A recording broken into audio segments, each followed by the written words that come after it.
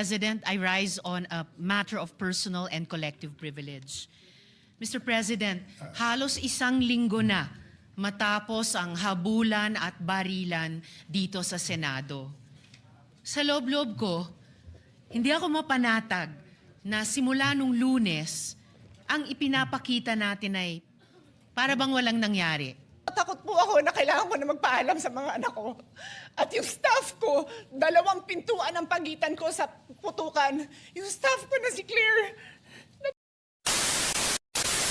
Before I recognize Senator Pia and Senator Marcoleta, you know, the curious thing is the prayer of Senator Kiko and the prayer of former Senate President Tito Soto yesterday. We all agree with it. We're just looking at it from different sides of the political lens. And many of your statements today, Senator Risa, many of us, if not all, agree. But we all won't agree that parang walang nangyari. I don't know where that came from because I don't think anyone is treating it trivially. It's just a matter of how we can focus on it given that there is a real economic crisis, crisis of prices, oil crisis. Our stock is running out. We're convening into an impeachment court. You know, our staff are overwhelmed by the number of investigations, by the number of subpoenas that are here. They're asking us to produce so many things, parang walang nangyari. Senator Pia or Senator Marcoleta? Thank you, Mr. President. Mr. President, may I ask if Senator Risa would yield to a few questions? Can we take a minute suspension? Before we ask the Majority Leader and Senator Marcoleta their pleasure, may I request from the members, I told the Minority Leader, the former Senate President, that this is an emotional issue, not only for us, but for the whole country, given this is the Senate of the Philippines. And it's a sensitive issue because there are words that have been used. That's why I have tried to be deliberate. Wait not only for a partial investigation, but independent. Wait for every investigation to come in. Now, many members of the majority who were here want to speak on that measure. Having said that, number one, we have athletes here, and I don't want to keep them here the whole day. Number two, I was about to report this, that as Senate President, I respectfully informed the body that earlier today, 20 May 2026, the summons in relation to the articles of impeachment filed against VP Sara Duterte was duly served upon respondent Vice President Sara Z. Duterte. A copy of the summons was likewise furnished to the prosecution panel on the same date. Under the applicable rules, respondent is given 10 calendar days from service of summons within which to file her answer, and counting 10 calendar days from 20 May 2026. The last day would ordinarily fall on Saturday, 30 May 26. However, since the last day falls on the Saturday, the period shall not run until the next working day. Accordingly, the deadline for respondent to file her answer is on Monday, 01 June 2026.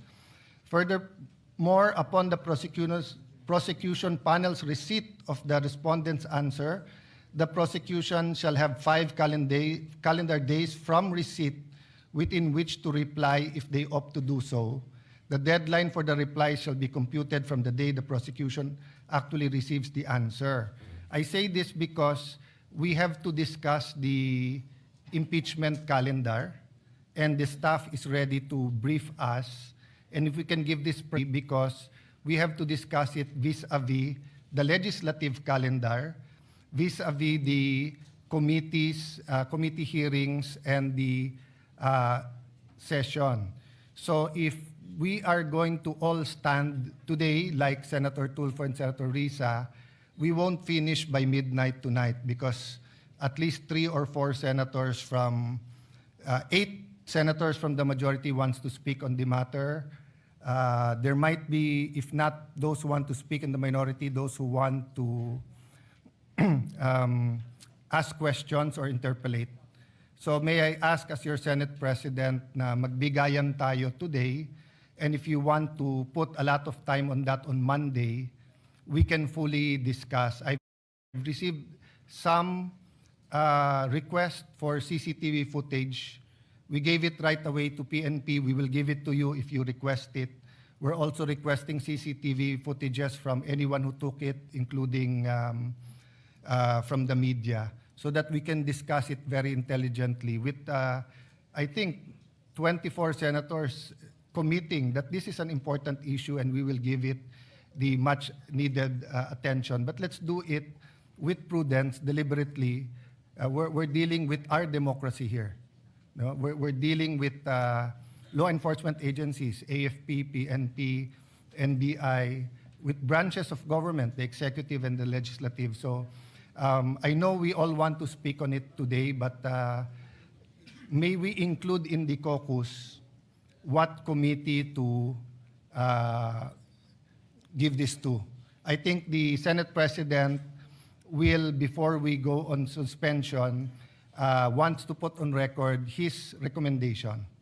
But if I may ask him that the actual decision, given that there are other people with other ideas, we discuss it. I don't think it's a matter that you and I should discuss, but all of us. So let me ask first Senator Marcoleta, may I ask you if we can make a statement rather than interpolate today? Senator Risa, kung may mga gustong mag-interpolate, pwedeng sa Monday. Yeah. Senator Risa answered in the affirmative. Yes, Mr. President, considering that I was approached by your good self just moments ago and explained the matter that there is an apparent consensus that this subject matter, also subject of Senator Risa's speech on question of privilege, I yield to the better judgment of the President of the Senate, and I will hold my questions until Monday. Thank you, Mr. President. Thank you, Senator Marcoleta. Thank you, Senator Risa Ontiveros. Minority Leader, may I just give, you're my kuya but she's my ate. Yeah. Takot po ako na kailangan ko na magpaalam sa mga anak ko. At yung staff ko, 2 pintuan ang pagyan.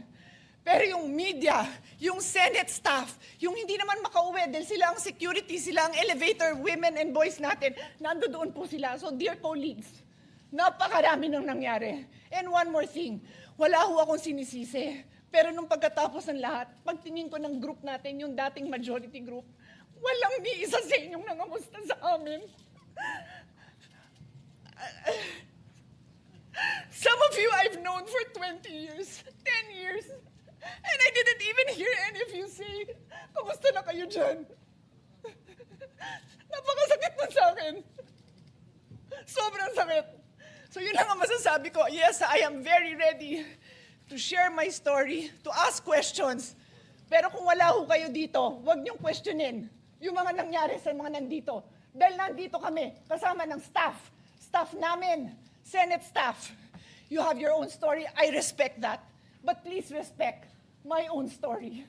Thank you, Mr. President. We referred to the Committee of the Whole.